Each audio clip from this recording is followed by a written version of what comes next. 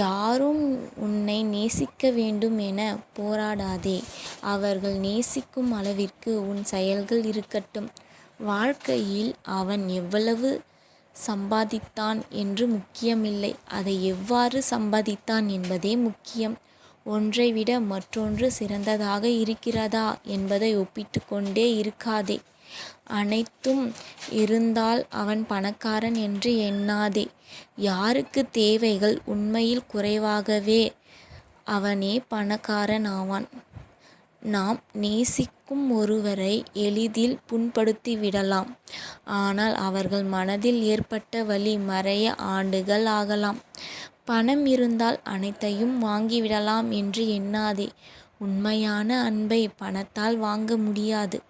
ஒருவரின் கண்ணோட்டத்தில் இருந்து மற்றொருவர் கண்ணோட்டம் வேறாகத்தான் இருக்கும்.